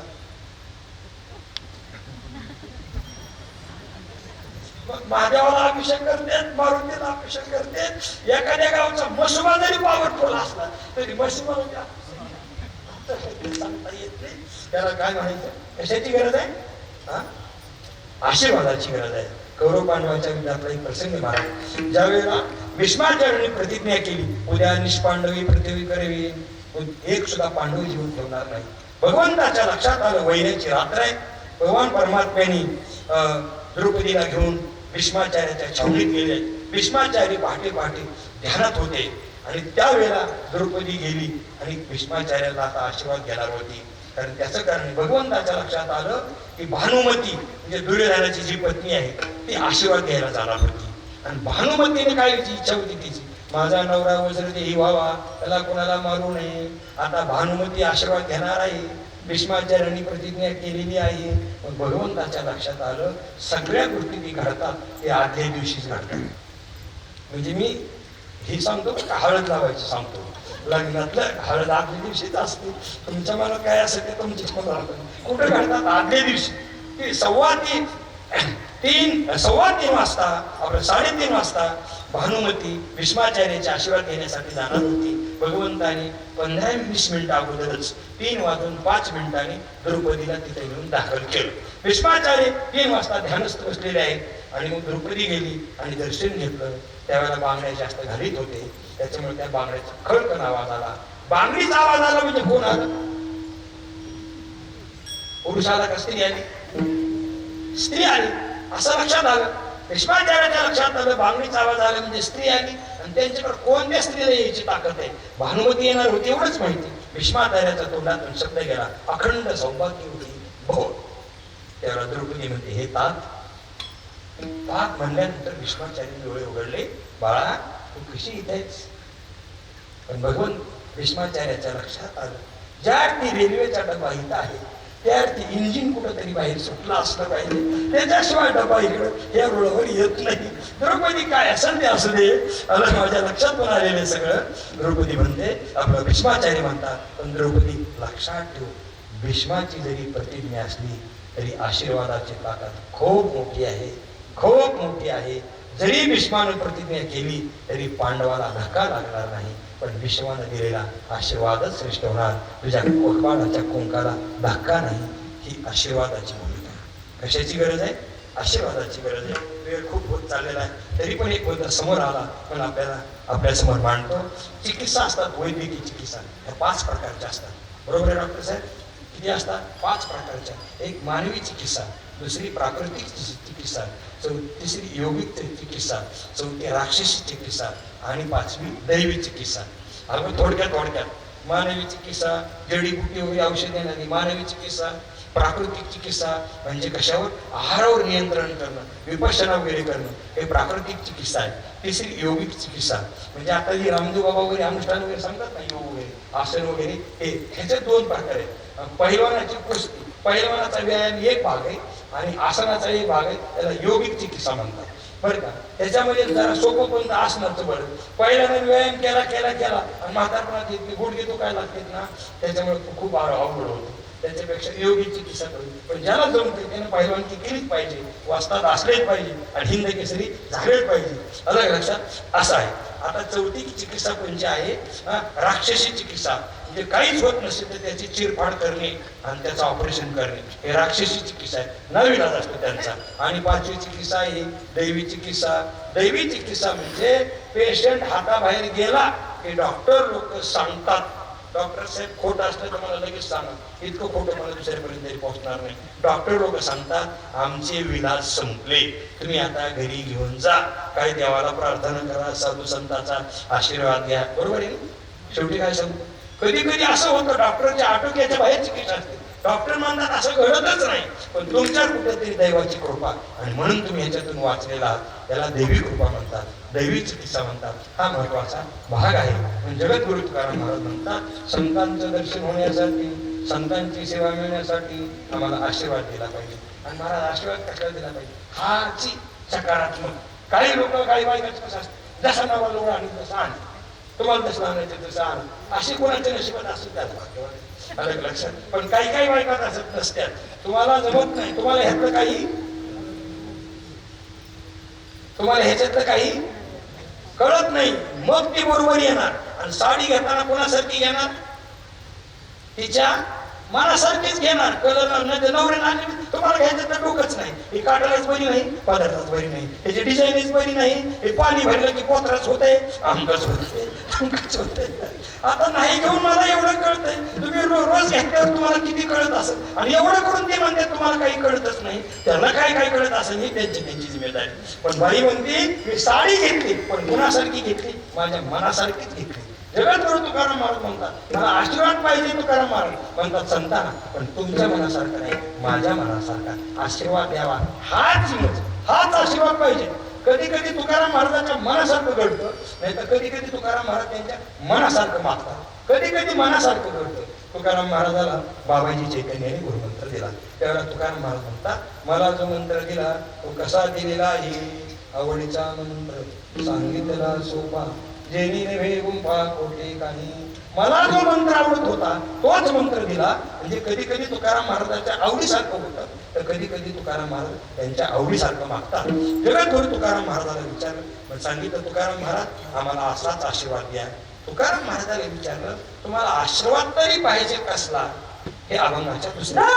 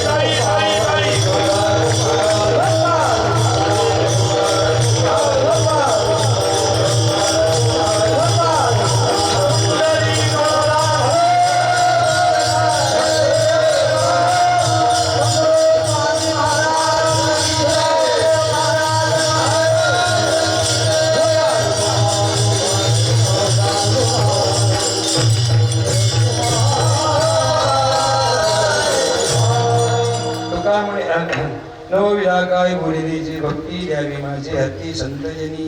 अतिशय थोडा वेळ राहिलेला आहे. थोड्या वेळामध्ये आजपासून चिंतन आपण करून सेवेला पूर्णविराम देणार आहोत. जगद्गुरु तुकाराम महाराज म्हणतात संतांनी काय करावं, कोणता आशीर्वाद आम्हाला द्यावा, तर नवविधा काय बोलिली जी भक्ती द्यावी माझे हत्ती संतजनी. 9 प्रकारची भक्ती आहे.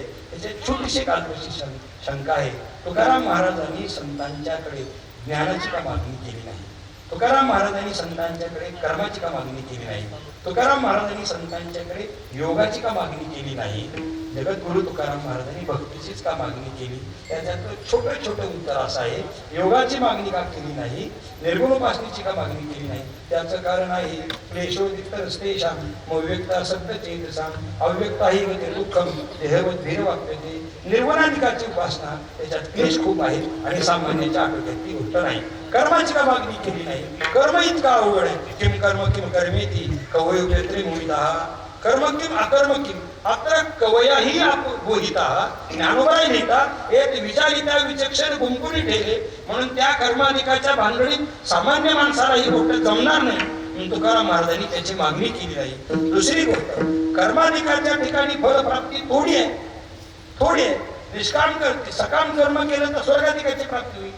त्यात सुद्धा विहित कर्म केलं तर निषिद्ध कर्म करून नरकाला जावं लागेल. विहित कर्म केलं तर स्वर्गाधिकाची प्राप्ती होईल. निष्काम कर्म केलं तर फक्त मल नावाच्या दोषाची निवृत्ती होईल. विक्षेपाची निवृत्ती होणार नाही ना, आवरणाची निवृत्ती होणार नाही. एकच काम.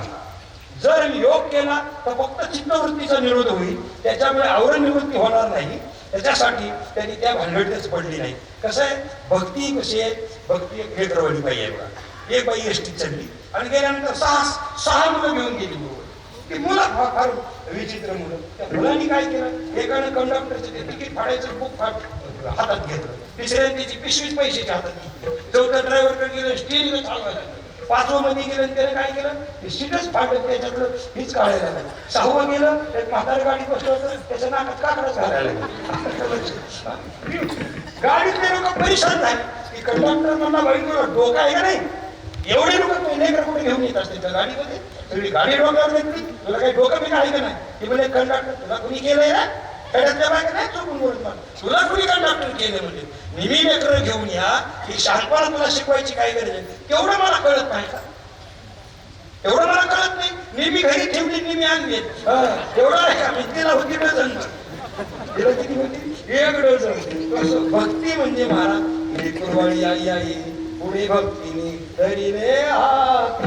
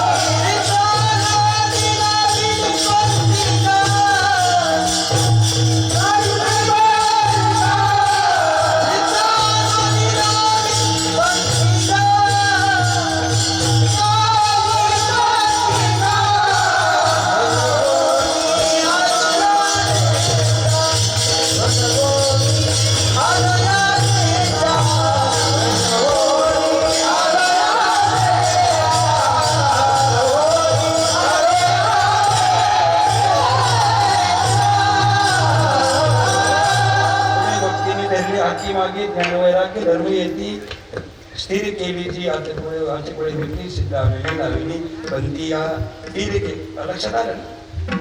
गुरुदेव पांडुरंग महाराज वैद्य एकदा गीता मानली असं मला तर राहायचंय.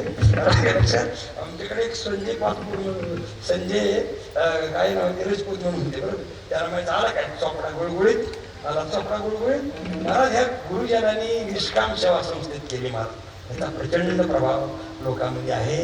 आज संस्थेत प्रत्येक विद्यार्थी जोग महाराजांच्या शताब्दीच्या निमित्ताने कार्यक्रम करतो. मलकापुरी इथे एकनाथ महाराज उमटे महाराज त्यांच्याकडे कार्यक्रम चालू जोग महाराजांच्या शताब्दीच्या निमित्तानं. असे वारकरी शिक्षण संस्थेचे खूप मोठे उपकार आहेत. आपल्याला इथे सांगायचं कारण भक्ती आहे. भक्तीच्या पोटीरत्नाच्या खाली ब्रह्मीची ठेवणी सगळं वस्तू एकदा का भक्तीचा मार्ग धरला की त्याला दुसरं शोधण्याची गरज नाही. म्हणून जगद्गुरु तुकोबा आहे भक्तीचा विचार करतात बरं का. आता कोणती भक्ती? नवविधा भक्ती. काय काय म्हणतात?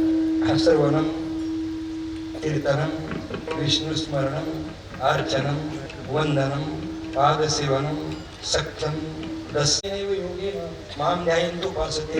अशा अनन्य भावाने माझी भक्ती कर चालेल. अर्जुनाने सांगितलं ती जरा अवघडच आहे. मग तू काय कर देवा मला म्हणजे अर्जुना मला मन बुद्धी माझ्या ठिकाणी अर्पण कर. अर्जुन म्हणला ही सुद्धा गोष्ट अवघडच आहे. मग तू आता असं कर आता चित्तम समाधान नशिमयी स्थिरम अभ्यास युक्तीनं. जर तुला चित्त माझ्या ठिकाणी देणार होत नसेल मला जास्त श्लोक कडीला नेता येणार नाही. त्याचं कारण कीर्तन लवकर कडीला न्यायचंय म्हणून निदान थोडं कीर्तन घेऊन जातो. आतो आहे चित्त मनोबुद्धी सहित माझ्या ठाई आचमित न शक्ष देव. तुला देणं होत नसेल तर असं कर मग पूर्वे होणी जायचे शशीबिंब दिशे दिशे हरपत आवसे नाहीच होय. पौर्णिमेच्या दिवशी काही जुनी माणसं महाराज ते वैकुंठवासी पूज्य मारुती महाराज दस्तापूरकर त्यांची काय लोक भाषा असायची. त्यांनी असं म्हणायचं पुनवा दिवशी चंद्र भल्ला मोठा आणि दुसरं जर्रा डोसका हाणलं पुन्हा जर्रा डोसका हाणलेली पावसाला तर ना किती गाड्याने माणसाला करत होतं ना. नाही तर काही आता काय झालं वक्त्याने ज्ञान भरपूर असावं पण लोक भाषेत मांडलं पाहिजे. इतकं अवघड मांडायला लागले. एक जण कीर्तनात झोपला. कीर्तनात झोपला त्याला म्हणलं का झोपला म्हणला ते सांगतोयच तसा म्हणला. 2 तासात एक गोष्ट मला कळवली म्हणला सांगतोयच तसा म्हणला. उलट कीर्तन झाल्यावर त्यानं माझ्या पाया पडा पाहिजे. मी आडवा पडलो नाही हीच मोठी पण स्वतःच्या जरा पारिभाषिक गेलं पाहिजे त्यांच्या वैचारिक पातळी गेलं पाहिजे. म्हणून त्यांनी सांगितलं तुला हेच होत नसेल मग काय तैसा भोगा उठून निघता चित्त माझी मज माझी निघता हळूहळू पण सुद्धा मीची होची. ते म्हणजे हे पण अवघड आहे तर तू आता असं कर मला कर्म अर्पण करणार आहोत. ते म्हणजे कर्म अर्पण करणं अवघड आहे. मग आता काय कर कर्मफलाचा त्याग कर आणि कर्मफलाचा त्याग केला तर श्रेय ज्ञान अभ्यासात ज्ञानात ध्यान विशेष ध्यानात कर्म त्याग त्यागा शांती अनंत अशा अद्वैस्थितीला तू प्राप्त होऊ शकतो. अशा अनुभूतीच्या उंचीवर आणणं त्याला काय म्हणायचं? द्यावे माझे हाती संतजनी. शेवट विचार केला 9:08 झाले महाराज. ही गोष्ट नक्की पण ही भक्ती त्यांनी कशासाठी करायची आणि कशामुळे संतांची सेवा करायची त्यांचं दास्यत्व करायचं तुकोबाराय म्हणतात. तू काय म्हणे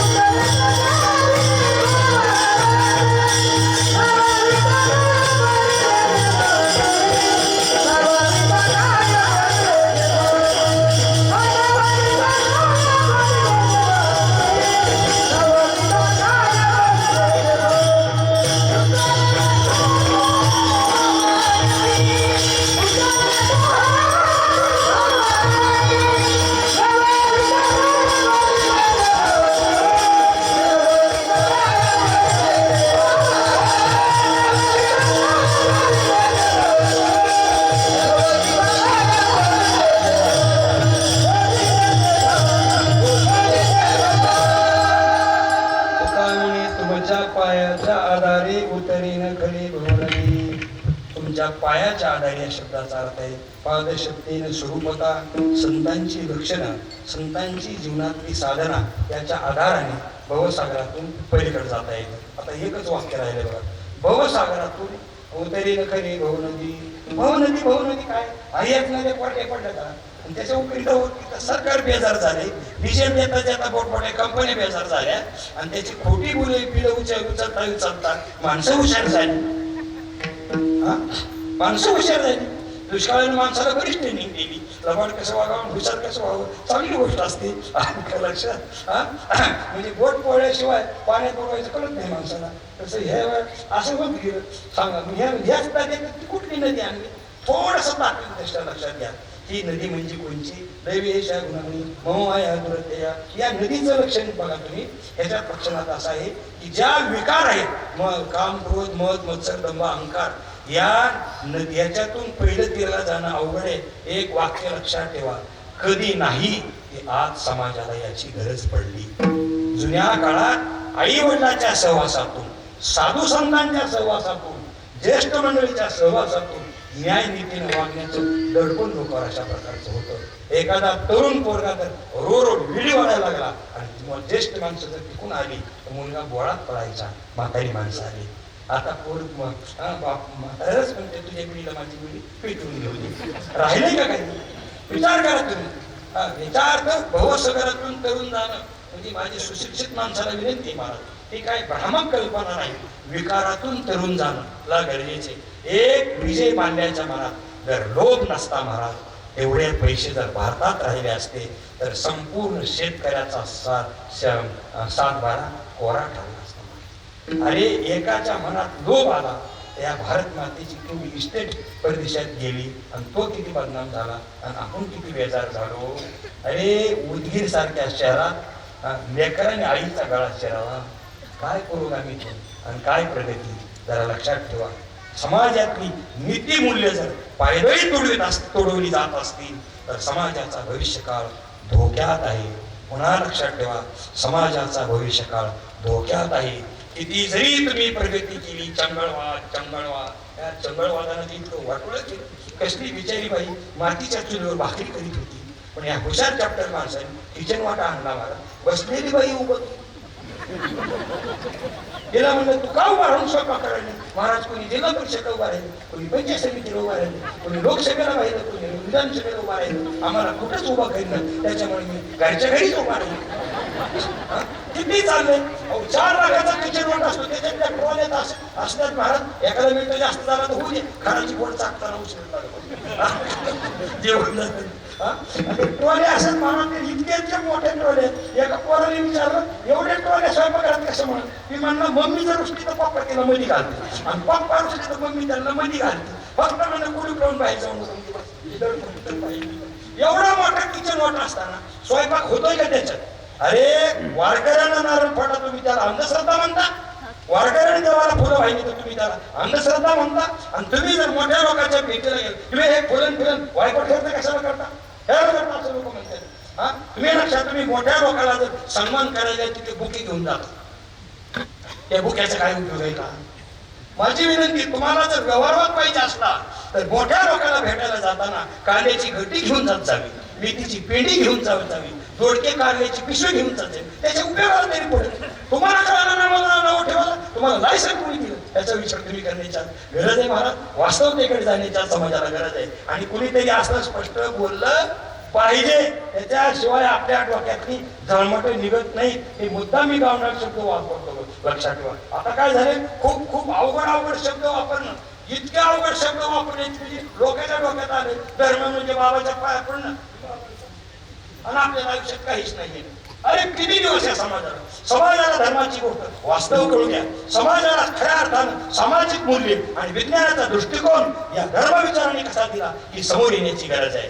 एक वाक्य जर घडलेला प्रसंग सांगता, मी त्या साखर खेळायला गेलो होतो. सर्व धर्माचं संमेलन होतं आणि सगळे धर्मगुरू उभे चढत असताना मला उशीर झाला. मी चढता त्यांना म्हणलं, सुदैवाने आपण सगळे एकत्र येतो. सुदैवाने माझा धर्म मोठा का तुझा धर्म मोठा असं कुणीच म्हणायचं नाही. सगळ्या धर्माच्या माध्यमातून या समाज व्यवस्थेला मानवतेची शिकवण आपण काय देऊ शकतो, या राष्ट्राच्या बलशालीच्या वाटचालीला धर्म काय देऊ शकतो ही सांगण्याची गरज आहे. विश्वात शांतता आणण्यासाठी धर्म काय देऊ शकतो एवढंच आपण बोलू म्हणतो. पण कधी जर भेट झाली तर तुमच्या दाढीला आमची शेंडी जर लागली तर लोकांना वाटेल कुठेतरी मानवता समाजात जिवंत राहिली असं वाटेल. लक्षात ठेवा, कुणीच काही बोललं नाही. त्यावेळेला त्या व्यासपीठावर म्हणजे बऱ्याच वेळेला धर्मसंमेलन होतात, परंतु त्याचा समोर वादावादात होतो. आज काही जादू झाली हे कळलंच नाही. एक ख्रिश्चन धर्मगुरूंनी सांगितलं, बोधे महाराज पहिल्यांदा बोलले आम्हाला हीच जादू झाली, हीच जादू झाली. सगळ्या धर्माच्या धर्मचाऱ्याने आज राष्ट्र डोळ्यासमोर ठेवलं पाहिजे. सगळ्या धर्माच्या धर्मचाऱ्याने आज मानवता जपली पाहिजे. अरे समाजात भेद पाडायला तर कुणालाही येतो. तुम्ही धर्माचं व्यासपीठ आहे, समाजामध्ये अभेदाचं आणि मानवतेचं वातावरण निर्माण करण्याची जबाबदारी धर्मगुरूवर आहे. म्हणून दाढी शेंडी अलग आहे, दोनों का भगवान एकीच आहे. लुंगी धोती अलग आहे, दोनों का भगवान एकीच आहे. अरे नेकनूर हे गाव अर्धे मुसलमान आणि अर्धे हिंदू आहे, पण स्वामी महाराजांच्या बद्दल मुसलमान असो हिंदू असो हमारा गाव का दैवत है. ही भाषा हीच स्वामी महाराजांनी जपलेली मानवता आहे. लक्षात ठेवा, हीच त्यांच्या जीवनातली समतेची भूमिका समाजासमोर नेलेलं काम आहे. म्हणून तुका तुम्हाला आपल्याला विनंती करतो की बहु नदीतून तरायचं झालं तर आता संतांच्या विचाराशिवाय पर्याय नाही.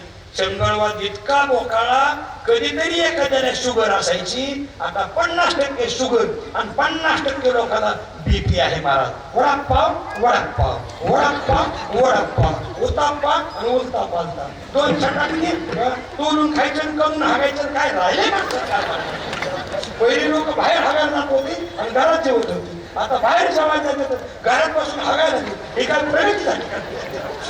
माणसाचा विचार अत्यंत मोलाचा आहे. अरे कीर्तन प्रवचनाची व्यासपीठ ही काही करमणूक आहे? कीर्तन प्रवचनाची व्यासपीठ ही समाज घडवणारी व्यासपीठ आहे. हे कीर्तन प्रवचनाची व्यासपीठ हे लोक व्यासपीठ आहे. लक्षात ठेवा, समाज घडवण्याची व्यासपीठ आहे. वैकुंठवासी स्वामी महाराजांनी महाराष्ट्र घडवला, संप्रदाय घडवला. जरा टाळकरी वेळ नाही देत आला महाराज, मला वेळ कमी असल्यामुळे. त्यात एवढे टाळकरी काय भजनाचा आनंद मिळत असेल. दुपारा होणार भजन होता ना, पण भजन होता ना. आता मध्ये मध्ये काय घुसल्यामुळे भजनावर बी आता सिनेमा आलेली लक्षात ठेवा. पण भरपूर भजन होणं हे स्वामी महाराजांच्या पूर्वीची खऱ्या अर्थानं ऊर्जा आहे. सर्वांना कोटी कोटी धन्यवाद देतो. आदरणीय मेंगडे महाराजांना आम्ही बरोबर शिकत होतो त्यावेळेला सुदाम बाबा मला म्हणजे महाराजांचं माझ्या वयात 16 वर्षाचा फरक. आम्ही दोघं एका वर्गात होतो. बघा आता कसं शिकलो असतो. 16 वर्षाचा आमच्या दोघात फरक आहे, तरी आम्ही दोघं क्लासमेटच आहे. मला बी ए होऊन कार्यक्रम करून जायला थोडा उशीर झाला. महाराज वेळेत गेले, आम्ही मागून गेलो. पण आमची मागास का पेरणी असाना पण उगवली पाहिजे आपली. अशा पद्धतीचा भाग आहे. सो महाराज आम्ही बरोबर असायचे. आणि एवढी विनंती करतो, 4 वर्षे महाराज कधीही मधुकरी मागायला महाराजांनी मला मधुकरीचं फडका हातात घेऊन दिलं नाही. माझा सक्का भाऊ असता तरी महाराज इतकं प्रेम दिलं नसतं. एवढं प्रेम वेगळे महाराजांनी आम्हाला आयुष्यामध्ये दिलेलं आहे. संस्थेतून आम्ही सुटलो, 2-4 वर्ष भेट नाही झाली. माझी या जामखेडच्या पेट्रोल पंपाजवळ भेट झाली. म्हणलं महाराज वारकरी मंडळाचं आपण काम करायला पाहिजे. तर मी महाराज मला 5 लाखाचं सभागृह दिलं तरी मी आयुष्यभर वारकरी मंडळाचं काम केले. म्हणलं महाराज तुम्हाला शब्द देतो की तुमच्या मठात बांधायला जागा राहणार नाही, एवढा निधी तुम्हाला येऊ शकतो. ही बोधे महाराजांची भविष्यवाणी नाही, ही स्वामी महाराजांची पुण्य आहे. हे स्वामी महाराजांच्या पुण्याचा प्रभाव आहे. कुठे माळावर ऊस लावायच्या म्हणायची 110 टन जमत नाही. सुपीक रानातच पेरलं पाहिजे. दुसऱ्याला शब्दच दिला नसता. शब्द का दिला? ही स्वामी महाराजांची भूमी आहे. स्वामी महाराजांची भूमी आज पाहताना बरं वाटलं. शेतात सप्ताह होतोय आणि ह्याच्यात कोणी असं म्हणू नका की बोधे महाराजांनी मेघडे महाराजाला फार काही दिले. असं नाही महाराज. मेघडे महाराज मुळातच चिकाटीचे आहे आणि मुळातच हुशार आहे. कापडाला नुसती काळी लावायची गोष्ट आहे. शेण असतं तर दगड संपतो, पण त्याला काही होत नाही. मेघडे महाराज मुळातच कर्तृत्वाने. आणि एक वाक्य सांगून नेहमी दुसऱ्याला मार्गदर्शन करा, पण मी करतो हे कधी म्हणू नका. मी एकदा शिकलो महाराज. तनपुरे महाराजाच्या मठात शंकरराव चव्हाण साहेब केंद्रात मंत्री होते, विलासराव साहेब मुख्यमंत्री होते. त्यावेळेला ते बोलत होते की विलासरावचे गुरु, विलासरावचे गुरु. शंकरराव साहेब बोलताना म्हणले, असं म्हणू नका, विलासराव मूळचेच हुशार होते. मला 2 शब्द त्यांना मार्गदर्शन करण्याची संधी मिळाली. अरे दुसऱ्याच्या मोठेपणा आपण हे करू नये. तसं मेंगडे महाराज मुळातच हुशार आहे. आम्ही थोडं काही बोललं तर महाराजांनी खूप खूप काम केलं. तुम्ही भाग्यवान आहात की स्वामी महाराजांच्या गादीवर मेंगडे महाराजांसारख्या कर्तृत्ववान व्यक्तीला संधी मिळाली. ही अतिशय चांगली गोष्ट आहे. मेंगडे महाराजाला देवानं उदंड आयुष्य द्यावं. महाराष्ट्रामध्ये स्वामी महाराजांचं वैभव या बंकट स्वामी महाराजांच्या परंपरेला आणून दिल्याशिवाय मेंगडे महाराज राहणार नाही. ही मेंगडे महाराजांच्या विचाराची अत्यंत महत्त्वाची भूमिका आहे. पुन्हा एकदा मी कोटी कोटी अशा प्रकारचं वंदन करतो. सर्वाला कोटी कोटी धन्यवाद देतो. थोडासा महाराज उशीर लागला, 10-5 मिनटं, पण पोरगी माहेराला आल्यानंतर साडी नेसायला 10-5 मिनिटे गेली तरी तिला काही वाटत नाही माझ्या आईसाठी, असं तिला वाटतं. सासरीलाही तिला गडबड करावी लागते. तसं नेकनूर हा बोधे महाराजांच्या संबंधाचा खूप जुना भाग आहे. येरमाळकर माऊलीचे वडील नेकनूरला येत होते आणि म्हणून तर येरमाळकर बोधे महाराजाला स्वामी महाराजांच्या स्वाधीन त्यांच्या वडिलांनी केला असा प्रकार आहे. आणि स्वामी महाराजांचा एक प्रसंग मला त्यांनी सांगितला. म्हणजे रामचंद्र बोधे महाराजांच्या 13व्या दिवशी दुपारी त्यांचं कीर्तन ठेवलं होतं येरमाळकर महाराजांचं. ते बोलतो, कीर्तन करता करता त्यांनी असा पटका काढला, असा बगलात मारला आणि अशी शेंडी भेंडी उभा होती.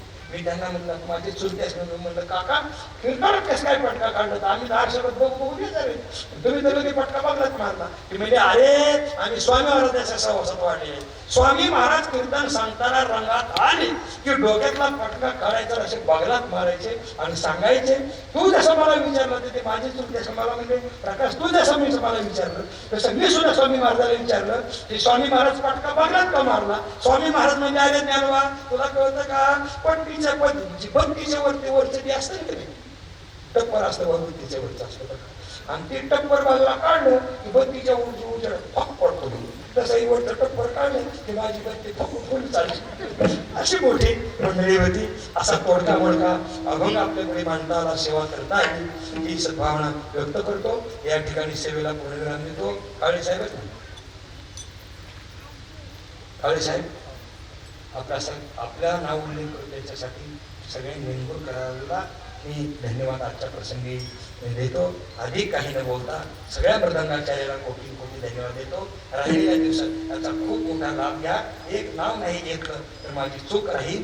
रामायणाचार्य रामरावजी ढोक महाराज हे महाराष्ट्राच्या वारकरी संप्रदायाला पडलेलं गोड स्वप्न आहे महाराज. जिथे ढोक महाराज माळावर जाऊ द्या, गर्दी असल्याशिवाय राहत नाही. त्यांच्या अमृतवाणीतून आपण शब्द ऐकता कथा कीर्तनाच्या रूपाने काळ्यापर्यंत आपल्याला पोहोचायचंय. त्या सगळ्यांची कीर्तनं वगैरे आपल्याला ऐकायला श्रवण घालत एवढी अशा प्रकारची विनंती करतो. बोलता बोलता थोडासा वेळ लागल्याबद्दल पुन्हा एकदा दिली व्यक्त करतो. ज्ञानेश्वर माऊलीचं भजन होईल आणि आपल्या सर्वांच्याकडून शेवटच्या काही सूचना असतील ते दिल्या जातील आणि समारोप आपल्या सर्वांच्या वतीने होईल. ज्ञानेश्वर माऊली भजन झालं की माझा कोर्स पूर्ण झाला. ज्ञानेश्वर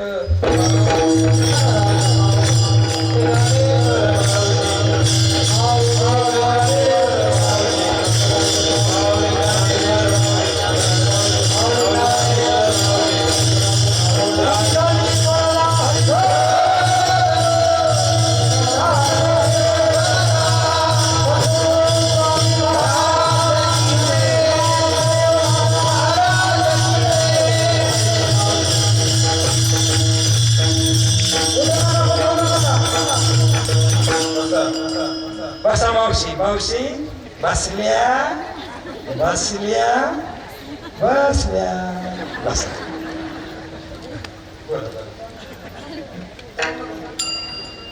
विठ्ठल जय जय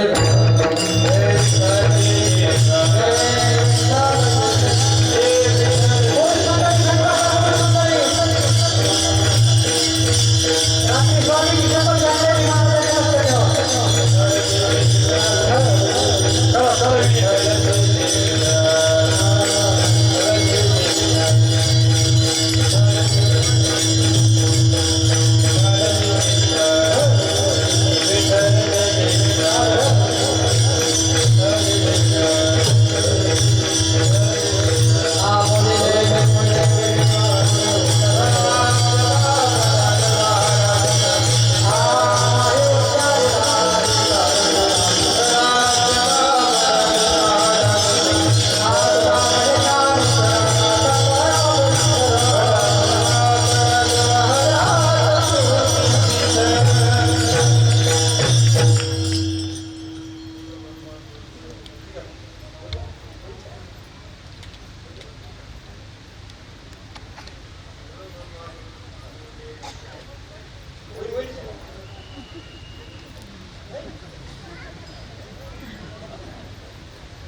गुरुर् ब्रह्मा गुरुर् विष्णू गुरुदेव महेश्वरा गुरु साक्षात परब्रह्म तस्मै श्री गुरुवे नमः.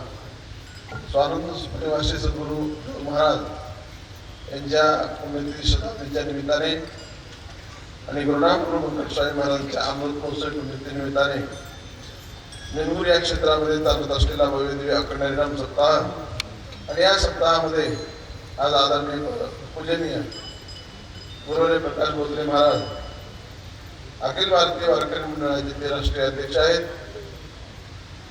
आणि अगदी वेळेवर या ठिकाणी येऊन त्यांनी सुंदर असं कीर्तन केलं. आगळं वेगळं मार्गदर्शन समाजाला दिलं. त्याबद्दल संस्थांच्या वतीने, गावकरी मंडळीच्या वतीने, अन्नदान कमिटीच्या वतीने आणि सर्व भक्ती परिवाराच्या वतीने त्यांना मी साष्टांग करतो. महाराजांनी बोलत असताना सांगितलं की आम्ही संस्थेत बरोबर राहिलो. मला प्रसंग तोही आठवला. आम्ही दोघं बरोबर प्रवेश घ्यायला गेलो.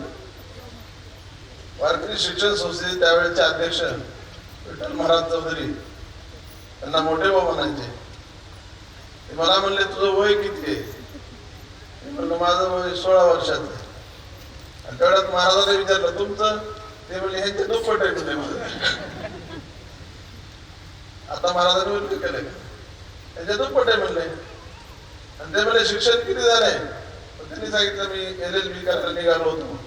पण आबांनी सांगितलं, सद्गुरू रामचंद्र भोसले महाराजांनी सांगितलं तिकडे जाण्यापेक्षा, कोर्टामध्ये जाऊन उभा राहण्यापेक्षा या भक्ती क्षेत्राच्या कोर्टामध्ये जर उभा राहिला तर जगात नाव कमवल्याशिवाय राहणार नाही.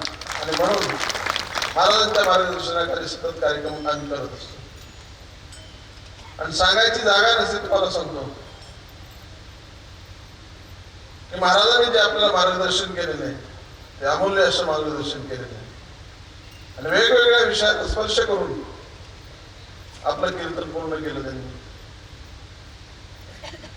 गुरुले सुदाम बाबा, गुरुले रामारी बाबा आळंदीला आल्यानंतर बारकाईने लक्ष ठेवायचे आमच्याकडे.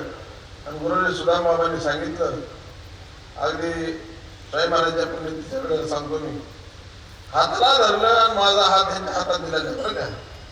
आणि ते म्हणले या पोराची आम्हाला गरज आहे, ह्याच्याकडे जरा लक्ष ठेवा. आणि आज स्वामी महाराजांच्या साक्षीने सांगतो कुठे आम्ही बरोबर राहायचो. त्याच्यानंतर अभ्यासाला बरोबरच असायचो. आणि विचार सागर ज्या वेळेला शिकायला लागलो, आता आपल्या खेड्यापाड्यामध्ये आपल्याला पूत काय ऐकायची असायची ना, कुठंतरी संदर्भ यायचा, इतिहास चालू राहायचा आणि कळायचं माणसाला. पण विचार सागर शिकायला लागल्यानंतर तुम्हाला सांगतो मी, महाराजांनी एक दिवशी म्हणतो महाराज ह्याच्यामध्ये एक कथा नाही. ते म्हणजे बिगर कथेचा जो असतो त्याला विचार सागर म्हणते. आणि मग पाठात शिकायचं आणि पुन्हा त्यांच्याकडून शिकायचं. काहीतरी 4 वर्ष आमचे गेले. पुन्हा मग वेगवेगळ्या मार्गाला लागलो. एकदा महाराजांनी मला नेलं होतं, पहिली का दुसरी पुण्यतिथी होती सद्गुरू रामचंद्र भोसले महाराजांची. मला म्हणले प्रवचन करायचं. मला अगोदर वाटायचं आपल्याला तर चांगलं बोलते ते, व्यासपीठावर गेल्यानंतर बोलता येणार नाही का काय. महाराजांनी प्रवचनला बसवलं आणि बसवल्याबरोबर पत्रम पुष्पम फलम तो योमे मुक्त्या श्लोक घेतला आणि पुढे बोलायलाच आहे ना. महाराज म्हणजे बाजारलं तेवढं म्हणलं तरी बाजारलं उतरा काय. कारण पहिलं प्रवचन कुठं करण्याचा योग आला रामचंद्र भोसले बाबा यांच्या समोर. आणि महाराज या ठिकाणी सोंडगे सरांनी पुस्तक काढलेलं श्री गुरु बंकट स्वामी संकीर्तन दर्शन. आणि पहिल्याच दिवशी काय झालं, त्याचा उद्घाटन सोहळा झालेला. आणि आता तुम्ही जे ज्ञानोबा माऊली महाराज यरमाळकर भोसले महाराज आता ज्यांचं नाव घेतलं त्यांचा आवर्जून उल्लेख तुम्हाला सांगतो त्याच्यामध्ये केलेला आहे. म्हणजे हे आपण कसे आहोत, एका घरातले आहोत, एका कुटुंबातले आहोत. त्याची किंमत फक्त 30 रुपये ठेवलेली आहे आणि खर्चही त्याला तेवढाच आलेला आहे. 1 रुपयाही त्यांनी जास्त घेतलेला नाही. ज्यांना कुणाला तो ग्रंथ घ्यायचा असेल तर त्या पालखीच्या जवळ मुलं असतील त्यांच्याकडून तो ग्रंथ घ्यावा आणि आपल्या संग्रही ठेवावा. असो, मी जास्त बोलण्यापेक्षा सर्व टाळकरी मंडळी, गायक वादक मंडळी सर्व श्रोते मंडळी अगदी भरभरून या ठिकाणी कार्यक्रमासाठी सहकार्य करतात, त्याबद्दल त्यांनाही शतशः त्यांचा आभार मानतो. भागवत महाराज आले, डाके महाराज आले, त्यानंतर गिरडीचे महाराज आले आणि सर्व उपस्थित महाराज मंडळी, त्याचप्रमाणे वारकरी मंडळाचे जिल्हाध्यक्ष जोगदंड भाऊ आले आणि आपल्या कुंटस्वामी मठाचे पंढरपूरचे सचिव ते पण जोगदंड भाऊ बरं का. सर्वजण या कार्यक्रमासाठी आले आणि विशेष मेहनत किती प्रयत्न केला आणि सर्वांच्या माध्यमातून हा कार्यक्रम यशस्वी झालेला आहे. महाराज ज्याप्रमाणे या ठिकाणी आले, चांगलं मार्गदर्शन केलं, तशाच पद्धतीचं चांगलं मार्गदर्शन कायमस्वरूपी आम्हाला त्यांनी द्यावं अशी मी स्वामी महाराजांच्या अमृत महोत्सव पुण्यतिथीनिमित्ताने स्वामी महाराजांकडे प्रार्थना करतो आणि 2 शब्द माझे या ठिकाणी समाप्त करतो. वेळ झालेला आहे आणि पुढचे कार्यक्रम जे आहेत नित्याप्रमाणे चालत राहतील अशी विनंती करतो आणि या ठिकाणी सांगतो.